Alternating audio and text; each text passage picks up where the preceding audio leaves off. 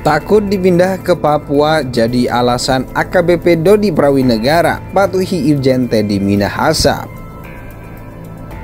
Yang mulia, pada saat kemarin saya di bawah Teddy Minahasa di kesaksian, di bawah itu tidak ada satupun polisi dan siapapun yang jaga. Saya sampai kabur ke atas yang mulia, ke sini. Sampai saya disuruh duduk di sebelah, saya nggak mau, saya ngumpet di kamar mandi di bawah. Saya langsung lari ke sini, saya ngumpet, kok nggak ada yang jaga di bawah, karena dia jadi saksi saya. Itu pun masih ke bawah yang mulia.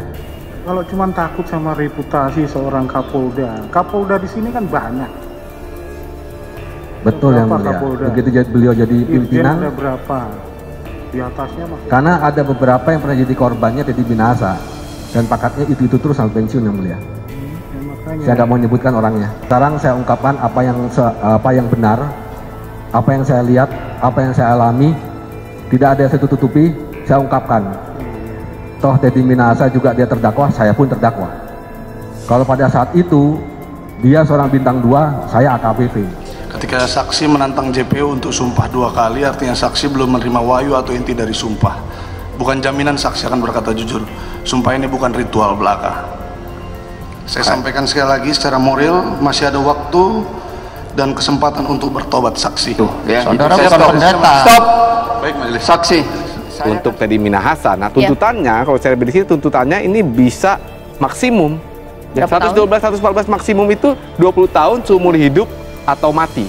Nah, jadi 3 rangkaian itu. Ditambah lagi jangan lupa ada variabel tekanan publik yang kita sering bicarakan. Variabel tekanan publik ini luar biasa loh.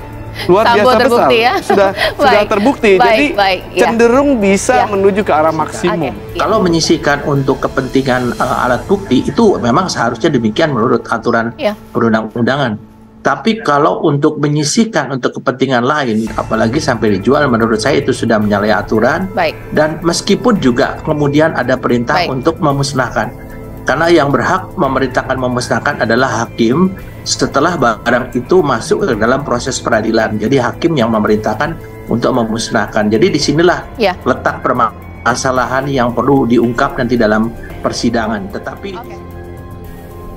mantan Kapolres Bukit Tinggi AKBP Dodi Prawinegara mengakui terpaksa menukar dan memperjualbelikan sabu hasil pengungkapan Polres Bukit Tinggi. Dodi yang menjadi terdakwa peredaran narkoba mengaku terpaksa karena takut dengan mantan Kapolda Sumatera Barat Irjen Teddy Minahasa. Keterpaksaan itu diungkapkan oleh penasihat hukumnya karena takut pada power atasannya Irjen Pol Teddy Minahasa. Selain kepangkatan yang berjarak 3 tingkat, kala itu Dodi sebagai Kapolres Bukit Tinggi bertanggung jawab kepada Teddy yang menjabat Kapolda Sumatera Barat. Tak hanya itu, Teddy juga dikenal memiliki koneksi yang luas baik di dalam maupun di luar institusi Polri. Informasi ini disampaikan oleh penasihat hukum Dodi Adril Fiari Purba dalam wawancara khusus dengan Wakil Direktur Pemberitaan Tribun Network Domuara D. Ambarita di kantor Tribun Sabtu 11 Maret 2023. Dia akan koneksinya kemana-mana, ke SDM bagus, ujar penasihat hukum Dodi. Dia mengklaim koneksi yang bagus ke bagian SDM itu membuat Teddy memiliki power untuk merekomendasikan penugasan seorang anggota Polri tak terkecuali Dodi. Tinggal dia telepon lettingnya itu, katanya. Power seorang Teddy Minahasa itu diklaim pihak Dodi terbukti dari mutasi dirinya ke bagian logistik Polda Sumatera Barat. Padahal Dodi tak memiliki pengalaman di bidang logistik, melainkan research. Menurut pihak Dodi, mutasi itu dilakukan karena dirinya telah mengulur-ulur waktu penukaran dan penjualan sabu ketika diperintah Teddy. Seandainya perintah Teddy ditolak, bukan tak mungkin Dodi akan dimutasi ke tempat yang jauh dari pusat seperti Papua. Kalau saya ulur-ulur waktu saja, saya dipindah ke Polda Sumbar jadi Kabag dan Rolok. Mungkin kalau saya tolak, bisa dipindah ke Papua saya, ujar Adril menirukan ucapan Dodi kepadanya. Untuk informasi, AKBP Dodi Prawinegara terseret kasus peredaran narkoba bersama 6 terdakwa lain.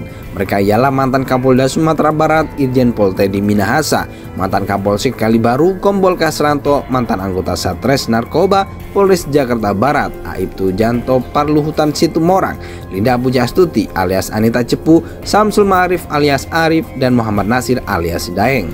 Dalam dakwaannya, jaksa penuntut umum membeberkan peran masing-masing terdakwa dalam perkara ini. Irjen Teddy Minahasa diduga meminta AKBP Dodi Prawinegara sebagai Kapolres Bukit Tinggi untuk menyisihkan sebagian barang bukti sabu dengan berat kotor 41,3 kg.